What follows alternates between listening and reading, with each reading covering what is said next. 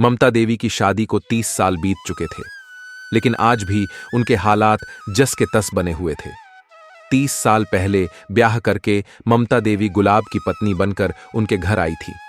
घर में उनकी सास और नंद का वर्चस्व छाया हुआ था, जिनकी मर्जी के बिना एक पत्ता भी नहीं डोलता था। गुलाब पूरी तरह से अपनी मां और बहन के चंगुल में था। उन लोगों ने ममता देवी को कभी भी गुलाब की पत्नी या उस घर की बहू नहीं बनाकर रखा, बल्कि एक नौकरानी की तरह उसे घर में रखा। बहन की तो कुछ वक्त के बाद शादी हो गई, लेकिन फिर भी वह वक्त पर आकर ममता देवी को यह एहसास कराती रहती थी कि उसकी इस घर में औकात क्या है। ममता देवी को चुपचाप सबके अत्याचार बर्दाश्त करने पड़ते थे, क्योंकि वह ज्यादा पढ़ी लिखी तो थी नहीं कि कहीं नौकरी कर लेती। मायके से कोई साथ देने वाला था नहीं। मायके का वही हिसाब था कि बेटियों को ब्याह करके रवाना करो, उसके बाद वह जाने और उनके ससुराल वाले। हमने तो अपनी जिम्मेदारी निभा दी। जिम्मेदारी निभाने के नाम पर एक बोझ समझकर कंधे से कहीं भी उतार कर फेंक दिया। गुलाब अक्सर ममता देवी पर हाथ उठा दिया करता था, जिस पर उसका साथ उसके साथ ससुर दिया करते थे और बोलते थे, ऐसी पत्नी को ऐसे ही रखना चाहिए। पूरी जिंदगी उन्होंने अपनी सास और पति की मार खाई थी। सोचती थी कि यही उनकी जिंदगी है, शायद जब सास ना रहे तो कुछ सुधार हो जाए। कुछ सालों के बाद सास ससुर इस दुनिया में नहीं थे, लेकिन गुलाब अभी भी वैसा ही बदतमीज किस्म का इंसान था, जिसके लिए बीवी एक नौकरानी से बढ़कर कुछ नहीं थी। ममता देवी को समझ में आ चुका था कि अब उन्हें पति का सुख तो कभी नहीं मिलेगा। शायद उनका बेटा बड़ा होकर उनकी कद्र करे, तब शायद उनकी जिंदगी स्वर सके और वह चैन की जिंदगी जी पाए। इसी तरह जिंदगी के 30 साल गुजर चुके थे। बेटे का ब्याह भी हो चुका था। बेटा बहू दोनों इंजीनियर थे। बेटे ने बचपन से ही मां को घर में काम करने वाली एक जाहिल गवार औरत के रूप में देखा था, जो कि पढ़ी लिखी भी नहीं थी और ना ही उसके मुंह में जुबान थी। बस अपने पिता और दादी की मार खाते अपनी मां को देखा था। समय समय पर उसके दादी और पापा ने उसे यही समझाया था कि उसकी मां इसी काबिल है। अब बहू के आ जाने के बाद भी ममता देवी के हालात जस के तस बने हुए थे। ममता देवी अभी भी सुबह से लेकर रात तक किचन और घर के कामों में व्यस्त रहती थीं। उन्होंने सोचा था कि बहू के आ जाने के बाद शायद उन्हें घर गृहस्थी की जिंदगी से आराम मिल जाए और वह चैन से बैठकर 2 रोटी खा पाए। उन्होंने सोचा था कि वह अपने बहू को बहुत प्यार से रखेंगी। जैसे उनकी सासू मां ने उनके साथ किया था, वैसा वह अपनी बहू के साथ कभी नहीं करेंगी। लेकिन यह तो तब होता जब उन्हें घर की मालकिन समझा जाता। गुलाब ने तो आज तक उन्हें वह दर्जा दिया ही नहीं था। बहू ने भी आने के बाद जब अपने सास की हैसियत उनके घर में यही देखी कि ससुर जी और सासू मां का बेटा यानी कि उसका पति सासू मां की कोई इज्जत नहीं करते, बल्कि उसके ससुर गुलाब कभी कभी उनके ऊपर हाथ भी उठा देते हैं, तो वह भी समझ गई कि ममता देवी की क्या औकात है। फलस्वरूप उसने भी अपनी सारी जिम्मेदारी उनके कंधों पर डाल दी। शादी के 3 साल बीत चुके थे। बहू का एक बच्चा भी था। बहू सुबह सुबह नौकरी पर चली जाती थी। बच्चे की देख रेख, खाना बनाना, कपड़े धोना, झाड़ू पोछा, सब कुछ ममता देवी को ही करना पड़ता था। घर के काम तो वह पहले से करती आ रही थी और जैसे तैसे कर ही लेती थी, लेकिन एक छोटे बच्चे की परवरिश अब उनसे नहीं हो रही थी, क्योंकि उनकी भी उम्र हो गई थी। वैसे भी उनका शरीर बहुत कमजोर था, क्योंकि पूरी जिंदगी उन्होंने दुख और परेशानियों में ही बिताई थी। कभी किसी ने उनकी कोई फिक्र नहीं की थी, इसलिए वह शरीर से बहुत दुर्बल थी। ससुर गुलाब जी पूरी तरह से बहू के मुट्ठी में थे और बहू जैसा बोलती थी वैसा ही वह अपनी पत्नी को हुक्म देते थे। बहू ने जान लिया था कि ससुर जी के खिलाफ उसकी सासू मां नहीं जा सकती और वह जो कहेंगे सासू मां को करना ही पड़ेगा। इसलिए वह गुलाब को अपने मुट्ठी में रखती थी। गुलाब को जवानी के दिनों से ही गुटखा, सिगरेट, शराब आदि की गंदी आदतें लगी हुई थीं, जिन्हें उसकी बहू बखूबी पूरी करती थी। उसे महंगी महंगी शराब, गुटखा और सिगरेट आदि मंगवा कर दे दिया करती थी, जिसे पाकर गुलाब बहुत खुश हो जाया करता था और बहू को बिना पगार की एक नौकरानी मिल गई थी, अपनी सास ममता देवी के रूप में। लेकिन अब ममता देवी से बर्दाश्त नहीं हो रहा था। पूरी जिंदगी सास और नंद के ताने और सुनकर और उनकी नौकरानी बनाकर गुजारी, और अब बहू के ताने सुनकर और उसकी नौकरानी बनकर गुजरना उनसे बर्दाश्त नहीं हो रहा था। उन्होंने विरोध करना शुरू किया। गुलाब ने बिना किसी लिहाज के उनके ऊपर हाथ उठा दिया और बोला, तू तो है ही जाहिल गवार औरत, तुझे क्या पता तेरी बहू कितनी पढ़ी लिखी है, दिन भर बाहर रहकर मेहनत करती है और कमाकर लाती है, तेरी तरह घर बैठकर ठूंसती नहीं रहती। कुछ करना धरना तो है नहीं तुझे, थोड़ी बहुत जिम्मेदारियां तो निभा ले। ममता देवी ने बोला, मैं उसकी सास हूं, उसे मुझे पकाकर खिलाना चाहिए, ना कि मुझे उसे। याद है तुम्हारी मां कि मैंने कितनी सेवा की है। गुलाब ने फिर ममता देवी के ऊपर हाथ उठाया और बोला, हिम्मत कैसे हुई अपनी तुलना मेरी मां से करने की? तेरी औकात नहीं है तेरी, बड़ी आई बहू से सेवा करवाने वाली। चल निकल यहां से, और गलती से भी दोबारा कभी ऐसा सोचना भी मत, नहीं तो एक एक रोटी के लिए तरसा दूंगा। औकात नहीं है तेरी कि खुद के पैसों से रोटी खा लेगी। बहुत ममता देवी की बहू कनखियों से ममता देवी की ओर देखते हुए मुस्कुरा रही थी और मन ही मन उन्हें यह एहसास दिला रही थी कि खुद देख लो आपकी क्या औकात है, तो आगे से मुझसे पंगा मत लेना। बेटा भी अपनी पत्नी के साथ ही था, क्योंकि उसके हिसाब से उसकी मां इसी लायक थी।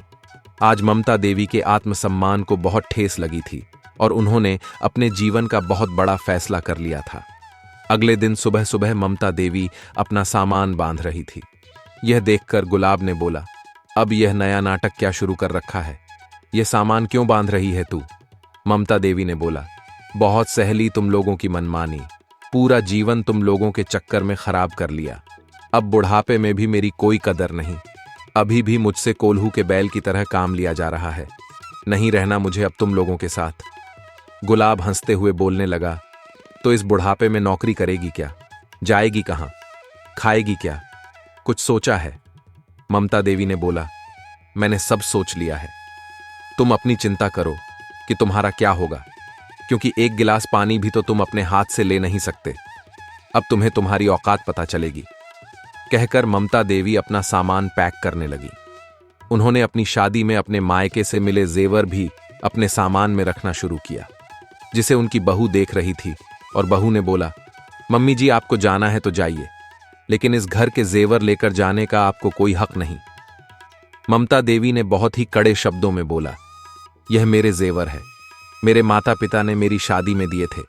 तू होती कौन है मुझे यह बताने वाली कि मुझे क्या लेकर जाना है और क्या नहीं? यह मेरा स्त्री धन है, किसी की औकात नहीं कि मुझे मेरा जेवर लेकर जाने से रोक सके। गुलाब ने बोला, अच्छा इतनी हिम्मत हो गई तेरी, तुझे जहां जाना है जा, ये जेवर तो कहीं नहीं जाएंगे। बहू, ये जेवर ले जाकर तू अपनी अलमारी में रख ले। बहू आगे बढ़ने लगी तो ममता देवी ने बोला, ऐसी गलती मत करना, अगर मैंने पुलिस को बुला लिया ना तो तेरा क्या होगा, तू अच्छे से जानती है। दोनों ससुर बहू को जेल की हवा ना खिला दी तो मेरा नाम बदल देना, क्योंकि पूरा मोहल्ला जानता है कि मेरे साथ इस घर में पिछले 30 सालों से क्या होता रहा है, और अब मेरे बेटा बहू भी मेरे साथ कैसा व्यवहार करते हैं। बहुत सहली तुम लोगों की मनमानी। पुलिस का नाम सुनकर बहू चुपचाप पीछे हट गई, क्योंकि उसे पता था अगर बात पुलिस तक गई तो उसकी खैर नहीं। ममता देवी ने अपना सामान उठाया और घर से निकल गई। उन्होंने अपने रहने का इंतजाम कर लिया था। उनके घर के पास में ही एक अनाथ आश्रम था, जहां कुक की जरूरत थी। उन्होंने सोचा, दिन भर तो घर में गधा मजदूरी ही करती हूं और बदले में 2 निवाला खाती हूं, साथ में 1000 गालियां और मार खाती हूं, और पति बेटे बहू से भी अपमानित भी होती हूं। इससे अच्छा यहां अनाथ बच्चों के लिए खाना बनाऊं, शांति और आत्मसम्मान के साथ अपनी जिंदगी काटूं। साथ ही साथ ममता देवी ने अपने सारे जेवर बेचकर उनसे मिली रकम को बैंक में जमा करवा लिया था, ताकि आड़े वक्त में यदि उन्हें कोई बीमारी हो या कोई जरूरत पड़े तो उन पैसों का उपयोग कर सके। अनाथ आश्रम में ही एक कमरे में उन्हें रहने की जगह भी मिल गई थी और उन्हें ठीक ठाक वेतन भी मिलता था, जिससे उनकी गुजर बसर आसानी से हो सकती थी। ममता देवी के घर छोड़कर जाते ही बहू को समझ में आ गया था कि अब गुलाब यानी कि उसके ससुर जी के साथ रहने में उसका कोई फायदा नहीं है। ना वह घर का कोई काम करने वाले हैं और ना ही उसके बच्चे की देखरेख करने वाले हैं। तो बेटे बहू ने भी गुलाब से किनारा करने में देरी नहीं की और दोनों ने अपना अलग मकान ले लिया और उसमें शिफ्ट हो गए। गुलाब अब अपने घर में अकेला रह गया था। कुछ दिनों में ही उसे अपनी औकात पता चल गई। ना वक्त पर 2 रोटी मिलती थी, ना ही कोई उसकी हेकड़ी सहने वाला था। अब उसे सुबह उठकर धुले धुलाए कपड़े पहनने को नहीं मिलते थे। घर पूरा गंदा हो रहा था। बेड के चादर तक महीनों से नहीं बदली गई थी। गुलाब के दारू शराब की आदत की वजह से कोई काम वाली भी उसके घर काम करने को तैयार नहीं होती थी। एक एक रोटी के लिए तरस गया था गुलाब। बाहर का खाना उससे हजम नहीं होता था। इस वजह से वह और ज्यादा दारू शराब पीने लगा था और उसकी जितनी भी पेंशन आती थी सब वह दारू शराब में उड़ाने लगा था। 2-3 महीना में ही वह बुरी तरह से बीमार पड़ने लगा और उसे समझ में आ गया था कि ममता का उसके जीवन में क्या स्थान था। अब उसे ममता की कमी बहुत खल रही थी। उसे समझ में आ रहा था कि उसने उसके साथ कितना गलत किया है। उसने जैसे तैसे ममता का पता लगाया और अनाथ आश्रम में उससे मिलने के लिए पहुंच गया। वहां जाकर उसने ममता से बोला, ममता मुझे माफ कर दे। मैंने जीवन भर तेरे साथ बहुत गलत किया है। आज मैं बहुत पछता रहा हूं। मेरे पास अब कोई भी नहीं है। मैं अकेला रहता हूं। मेरी देखभाल करने वाला कोई भी नहीं। मुझसे ऐसी जिंदगी कटी नहीं जाती। मुझे 2 रोटी बनाकर खिलाने वाला भी कोई नहीं। तू वापस चल। मुझे माफ कर दे। ममता के पूरे बदन में गुलाब की बात सुनकर आग लग रही थी और उसने एक जोरदार तमाचा गुलाब के गाल पर खींचकर मारा और बोला, स्वार्थी इंसान, आज जब खुद परेशानी हो रही है तो मेरी याद आ रही है। तू सोच रहा है मैं तेरी चिकनी चुपड़ी बातों में आकर फिर से तेरे घर जाकर तेरी सेवा करूंगी। भूल जा, ऐसा कभी नहीं होने वाला। तुझ जैसे घटिया इंसान ने मेरी पूरी जिंदगी बर्बाद कर दी। मेरा अब इस जिंदगी में कोई नहीं है, ना कोई पति, ना कोई बेटा, ना कोई बहू। मुझे किसी से कोई मोह नहीं है। चुपचाप निकल जा यहां से, नहीं तो अभी पुलिस को बुलाकर अच्छे से कुटवाऊंगी। गुलाब को समझ में आ गया कि ममता इतनी आसानी से उसके साथ अब चलने वाली नहीं है, तो उसने अगला तीर छोड़ा और बोला, अगर मैं तेरा कुछ भी नहीं तो यह किसके नाम का सिंदूर और मंगलसूत्र लगाए रखा है। यह सुनकर ममता के पूरे तन बदन में आग लग गई। आज उसने गुलाब को उसकी औकात पूरी तरह से दिखाने का फैसला कर लिया। वह गुलाब के सामने गई और बोली, अच्छा तो यह ले। कहकर उसने अपने हाथों से अपना मंगलसूत्र तोड़ दिया और अपना सिंदूर पोंछ दिया और बोला, मेरा आज से कोई पति नहीं। अब यकीन हो गया। कहकर ममता अपने कमरे में चली गई और दरवाजा अंदर से बंद कर लिया। आज ममता के दिल को बहुत सुकून मिल रहा था। वह सोच रही थी कि यही फैसला लेने की हिम्मत उसने उसे वक्त क्यों नहीं की थी जब उसके साथ पहली बार उसके पति ने अत्याचार किया था। गुलाब को जोरदार थप्पड़ लगने के बाद गुलाब को भी आज समझ में आ चुका था कि जिस जीवन संगिनी को उसने जीवन भर तड़पाया है उसका उसके जीवन में क्या महत्व था और अब वह उसके जीवन में कभी भी वापस लौटकर नहीं आने वाली।